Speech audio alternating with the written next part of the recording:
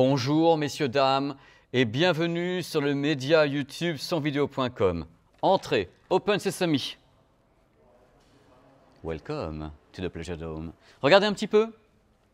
Regardez l'antre. On a comme des décors hors de prix ici, c'est quand on additionne le prix du matériel bonjour. Là, on va parler de platine vinyle. Et le platine vinyle, c'est aussi ma grande passion, ayant eu la chance d'être DJ et d'avoir travaillé justement avec les Technics, justement les MK, les 1200 MK Technics. Je suis très heureux de vous offrir ce grand déballage de deux produits. Il y en a un qui est déjà un petit peu connu, il y en a un qui est une superstar. Mais d'abord, il faut que je vous parle à nouveau de Technics. Technics et le monde du vinyle, c'est quand même une aventure extraordinaire qui a commencé dans les années 70 avec justement les premiers moteurs à entraînement direct. Il n'y avait pas de courroie, donc révolution, moteur entraînement direct comme ça, donc c'était du délire. Et c'était vraiment le début d'une grande aventure. Je crois qu'ils en ont vendu à peu près 3 millions. Vous vous rendez compte, 3 millions de platines vinyles qui ne coûtaient pas 10 euros. Enfin, à l'époque, c'était en France, ça ne coûtait pas 100 francs. Hein. C'était vraiment des platines vinyles extrêmement onéreuses, mais qui ont en effet porté tout le monde du vinyle, porté tout le monde du DJing. Et l'histoire est tellement belle que même à l'arrivée du CD audio, parce qu'il faut que je la raconte cette histoire, j'avais déjà parlé d'un ça dans le grand déballage, même à l'arrivée du CD audio qui a commencé à menacer comme ça le monde du vinyle grâce à Technics, grâce aux 1200 MK, le vinyle a continué à se maintenir parce que les DJ ont continué à défendre le vinyle, les gens ont continué à acheter des platines. Donc quelque part, à un moment donné, Technics a même sauvé le monde du vinyle avec ses platines. Enfin, ils n'étaient pas les seuls, il y a beaucoup d'autres marques qui l'ont fait, mais eux, c'est quand même une très belle histoire. Donc l'histoire s'est un petit peu arrêtée à un moment donné où ils ont arrêté de fabriquer des platines. Ils ont dit, oh bah c'est fini, on arrête, et puis ils sont revenus tout à coup sur le devant de la scène en relançant des collections de platines avec des noms incompréhensibles et incompressibles, puisque figurez-vous que sont arrivés à ce moment-là sur le marché, annoncés à l'IFA de Berlin, hein, sont arrivés les modèles SL 1210, enfin les 1210 GAE, modèle à 4500 euros quand même, directement les gens étaient là, quand même 4500 euros. Il y a eu la SL 1200 GEGS, toujours en vente, hein, vous allez sur le site, toujours en vente, 3990 euros. Il y a la SL 1200 GR 1500 euros et une sorte de version hi-fi qui s'appelle la 1500 qui est en vente à 990 euros. Ce qui s'est passé quand ces platines sont arrivées, tout le monde a dit bah, il y a un peu de tout, est-ce que les DJ sont oui ou non concernés avec des tarifs qui sont assez élevés, bref, en tout cas ça a fait le buzz, c'est ça qui est formidable. Donc je vais commencer ce grand déballage en parlant de celle-ci, qui est ici, la MK7. Déjà quand on entend MK, on pense vraiment au modèle qui est iconique chez Technics, quand on est 1200, tu as le MK. Et celle-ci est la superstar du moment, et c'est la deuxième partie de ce grand déballage, qui a déjà une intro de 25 minutes, qui est donc la 100. Vous allez voir, c'est deux platines totalement différentes. Il y en a une qui est vraiment pour le hey DJing, hey Mr. DJ, turn the music on. Là, c'est celle-ci. Et la platine plus hi-fi à un prix acceptable de 890 euros, c'est celle-là. On va commencer par déballer celle-ci parce que bon, moi, j'ai mon cœur de DJ qui vibre. Boum, boum, boum. Allez, c'est parti.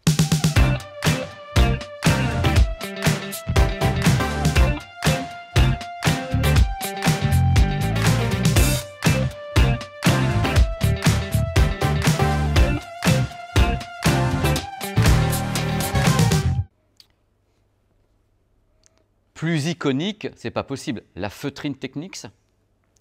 Oui, messieurs, dames, le 45 tours existe toujours et elle peut le faire. Voilà, ça existe encore.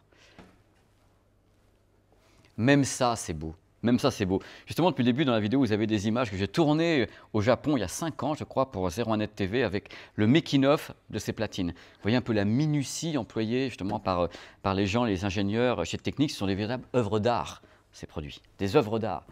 1, 2, 3, action! Regardez, c'est du live, parce que ça, on ne peut plus. Donc ça, c'est la première des deux platines. Hein. Tout à l'heure, restez bien avec nous, vous allez voir justement le modèle 100, qui est la platine hi-fi. Ça, je commence avec le DJing, c'est pour la bonne bouche. Pour que vous puissiez rêver un petit peu, parce que peut-être que les designs sont peu ou prou similaires sur les modèles qui sont ressortis, mais à chaque fois que je déballe ce genre de platine, c'est toujours un grand moment. Parce qu'il y a toujours toute la légende qui vient avec. Vous savez ce que vous achetez quand vous achetez ce type de platine. C'est même pas de la promo, c'est de la vérité. Je vous dis la vérité. Oh là là.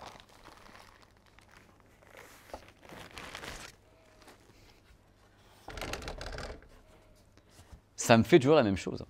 Regardez un peu la beauté de la platine. Suspension à cardan avec un roulement haute précision sur le produit.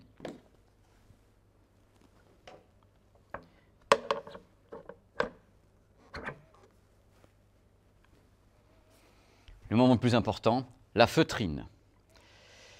si vous saviez à quel point cette feutrine est importante quand vous faites du DJing, justement, parce que le plateau continue de tourner la plupart du temps et vous pouvez justement faire repartir le disque assez rapidement en relâchant la feutrine. Surtout que je faisais beaucoup, moi, en tant que DJ, c'est vraiment super sympa.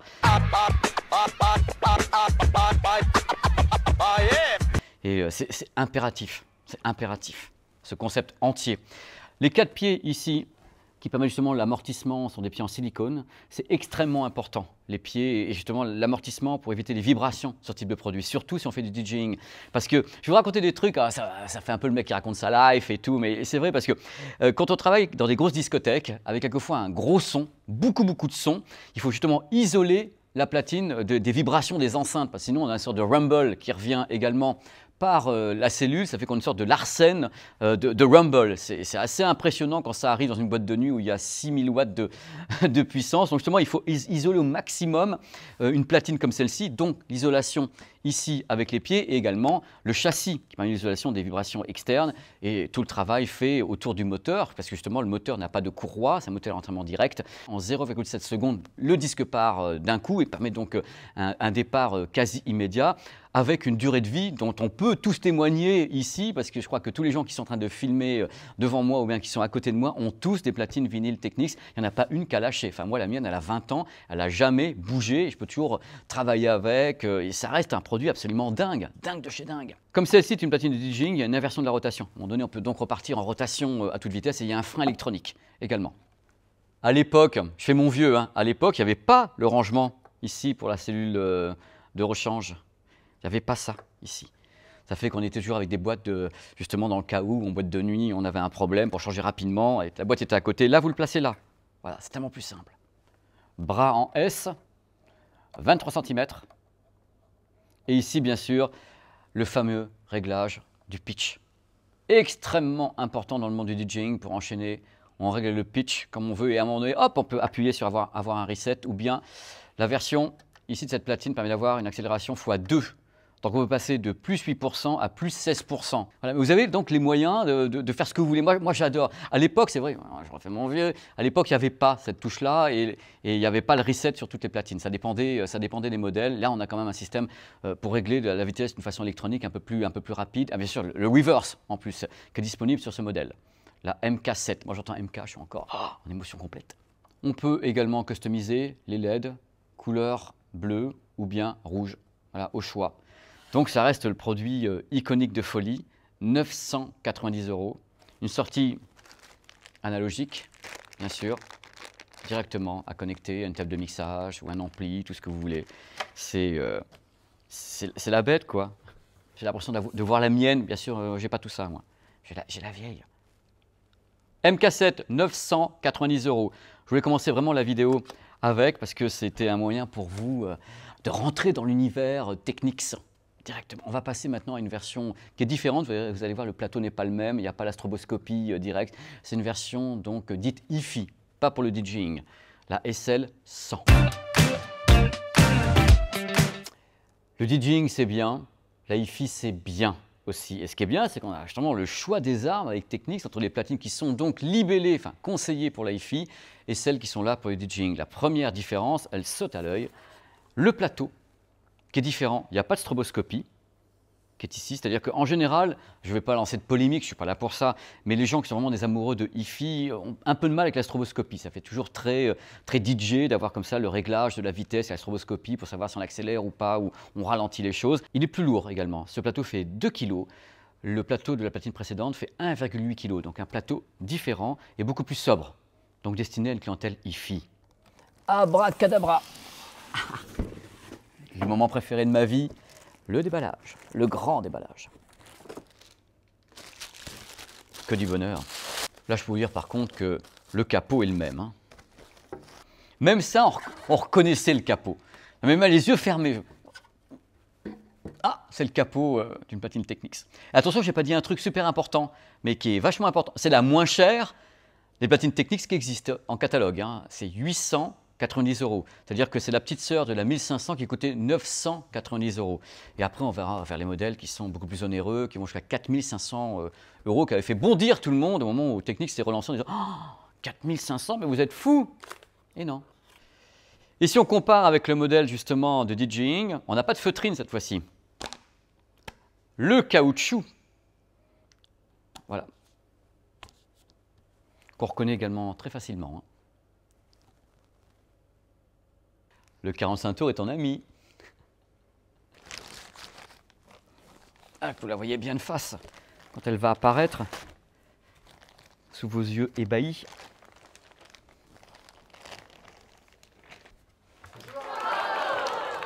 La sobriété est de mise. Vous n'avez pas de stroboscopie, vous n'avez pas de réglage de pitch, ni avant, ni arrière, ni quoi que ce soit. C'est vraiment une platine. Elle n'est pas dénuée pour autant de toutes les fonctions, mais là, elle est beaucoup plus simple, quoi. Elle est plus rassurante. Elle est plus rassurante pour les gens qui pourraient « Oh là là, je veux pas de ça, je veux pas de ci ». Et donc, c'est vraiment le modèle IFI. Le châssis de ce modèle est différent des autres. Je rappelle que le plus grand danger pour les platines vinyles, ce sont les vibrations.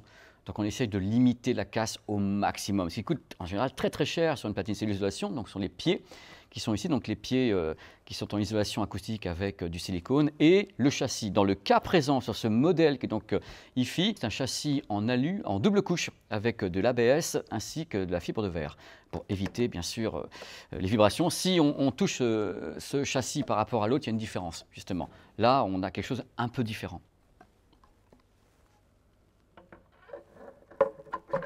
Le positionnement du plateau avec le caoutchouc qui est donc ici. Donc le plateau, je rappelle, un plateau de 2 kg sur une platine qui est donc considérée comme une platine totalement IFI. Là, c'est en bonus. Le 45 tours est en bonus sur celle-ci. Il n'y a pas le trou-trou. Il n'y a pas le trou-trou pour mettre non plus la cellule de remplacement. C'est normal. On n'est pas en boîte de nuit en train de paniquer alors que le client est en dessous et qu'on n'a plus de « Ah mon Dieu, il faut que je trouve une solution de secours ». Non, ce n'est pas le cas. Donc ce que je ne vous ai pas dit, parce que j'aime bien ne pas vous dire les choses, ça donne de la matière pour vous les dire après, c'est que cette platine est vendue avec directement son porte-cellule et sa cellule. Et la cellule qui est dessus est une cellule extrêmement célèbre. Vous en rendez pas compte, mais elle est extrêmement célèbre cette cellule. C'est Audio-Technica. Audio-Technica, marque justement japonais, ça tombe bien, japonais, Matsushita. Audio-Technica fabrique des cellules depuis des années. Vous avez les vidéos qui passent actuellement à l'image sur Audio-Technica, où j'ai la chance également de faire un reportage au Japon avec ces cellules qui sont incroyables. Et là, c'est la VM95, c'est un grand classique. Franchement, elle est vachement bien, bande passante de 20 à 20 000 Hz et avec une diaphonie de 18 dB. C'est un produit vraiment excellent qui cadre parfaitement avec l'idée de cette platine. Bien sûr, si ça ne vous plaît pas, vous pouvez toujours changer de cellule puisque vous avez les caractéristiques techniques sur le site Technics en ligne qui permet justement de savoir quelle cellule vous pouvez poser ou pas avec la force que vous pouvez bien sûr appuyer sur le vinyle. Mais là, c'est tout à fait cohérent. Donc pour 890 €, vous avez à la fois et la platine et la cellule avec. Le bras en S, hein, classique chez Technics, hauteur réglable 6 mm. C'est important, ça peut vous servir par rapport au type de cellule que vous mettez, justement. Là, elle est pré-réglée en usine par rapport à cette cellule Audio-Technica. Le réglage est fait directement par rapport à la cellule. Alors, un truc qui me fait vraiment marrer, je voulais quand même vous le dire, regardez comment je me marre, c'est un truc qu'on ne peut pas faire sur une patine de DJ, parce qu'à la fin... la lecture, le bras se relève. Il vaut mieux éviter ça quelquefois en fin de plage. Hop, je sais très bien qu'on est censé arrêter le disque avant, mais là vous avez donc une protection complète parce que j'ai quand même des souvenirs comme ça d'enfance avec le truc qui était là au bout.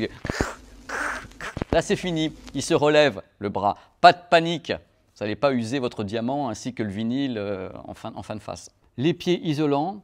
Entraînement direct, donc un moteur sans balai, à double rotor et un démarrage en 0,7 secondes, comme le modèle DJing, hein, c'est le même concept, ça part d'un coup, c'est génial.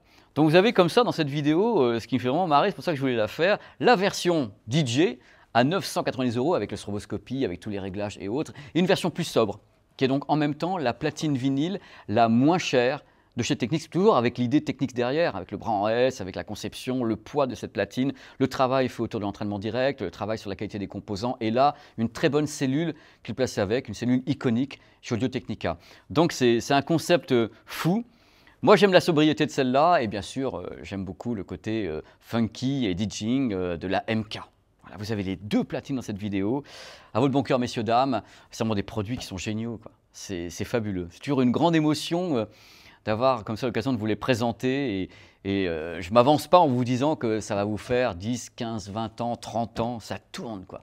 plus, il n'y a pas une courroie qui va s'user, il n'y a rien du tout. Pof, ça part d'un coup.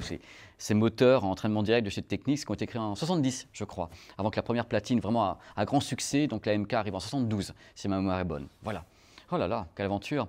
Merci d'avoir regardé ce double grand déballage, parce que carrément, c'est les doubles bouchées doubles, c'est encore plus beau. Et j'espère vous voir bientôt sur la chaîne pour parler d'autres modèles qui arrivent, de tas de marques, parce que figurez-vous qu'il s'est passé un truc, vous savez très très bien, avec le confinement, il y a beaucoup de produits qui sont en retard.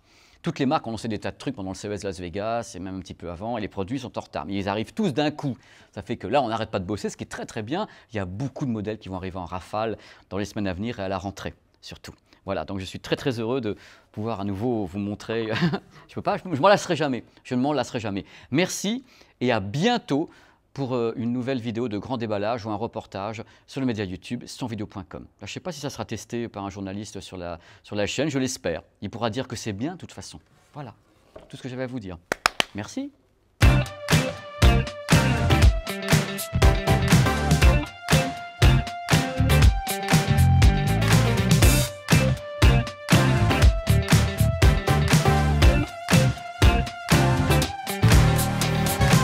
Justement, vous avez dans cette vidéo, qu'est-ce qu'il y a? Qu'est-ce que j'ai fait? Ça brille? Oh merde, je ne l'ai pas vu tomber. Même ça, c'est beau.